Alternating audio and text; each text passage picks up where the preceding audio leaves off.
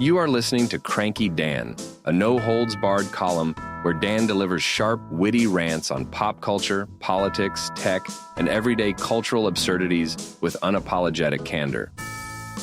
Episode 1, America Unplugged, where common sense checked out and conspiracy theories took over.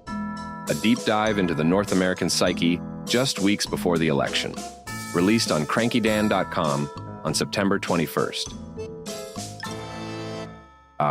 America. Land of the free, home of the brave, and now, apparently, the kingdom of idiocy.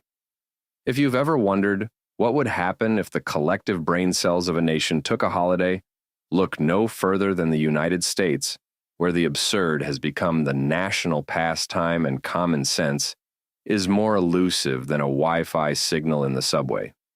Let's start with politics, where the main attraction is less a debate of ideas and more an episode of Wipeout. It's a place where, somehow, shouting at each other on Twitter passes for discourse, and legislation seems to be made via the world's least funny improv session. Both parties have become like those relatives at Thanksgiving, one drunk on the Kool-Aid of capitalism, the other yelling through a mouthful of stuffing about equity, and neither is capable of discussing dessert without a fight breaking out over how much sugar is too much sugar. We've got politicians who still believe climate change is a hoax. I'm sorry, are you sweating in December? Yeah, me too. Meanwhile, the rest of us are drowning in student debt, praying that avocado toast isn't what's keeping us from owning a house. The system is rigged, but hey, at least we're given the illusion of choice between two senile men who think TikTok is something your grandfather's pacemaker does when it's running low on batteries. But perhaps the most mind-boggling thing is that in the midst of this slow-motion car crash of governance, many Americans seem to have happily traded in their thinking caps for a shiny new conspiracy theory. We live in a time where people will refuse to get vaccinated but will absolutely take medical advice from someone on Facebook whose avatar is a picture of a golden retriever.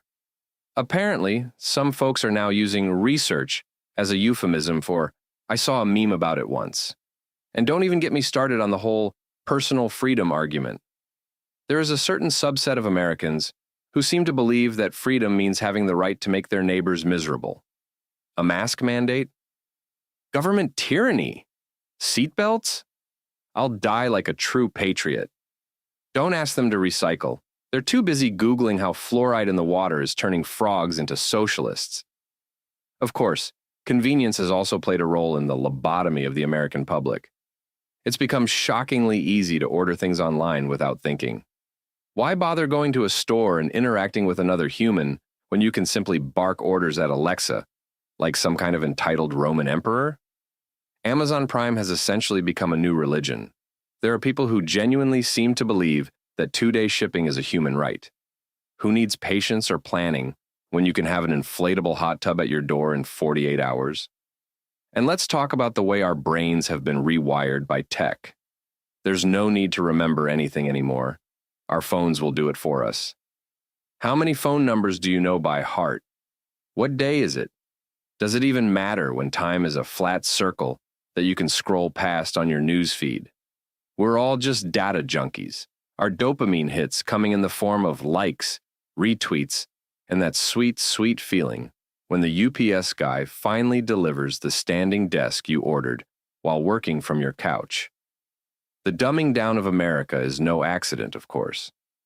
The more distracted we are by TikTok dance trends and debates about pineapple on pizza, the less likely we are to notice the money being funneled out of our paychecks into the bottomless pockets of billionaires. We're like magpies, dazzled by the shiny objects dangled in front of us. Look, a celebrity meltdown, a new iPhone. Meanwhile, the rich are busy building rocket ships to escape to Mars, leaving the rest of us to fight over the last can of La Croix. But perhaps this is all by design. A population more concerned with canceling people over decade-old tweets than with holding anyone accountable for actual governance is easier to control. Why would we question the powers that be when we're too busy debating whether or not we need to cut back on gluten? In the end, The great American experiment seems to have devolved into a bizarre reality show where logic and reason are voted off the island in favor of sound bites and hot takes. We've become a nation of convenience, where thinking critically is as obsolete as the fax machine, and every problem can be solved with a new app or a strongly worded comment section diatribe. So here we are, America, fat, happy, and mildly infuriated, scrolling endlessly on our phones while the world burns around us. We may be brain dead, but at least we have free 2-day shipping. Written by Dan Van Moll, narrated by Chris Costner. For more rants, subscribe on crankydan.com. It's cranky, but it's free too.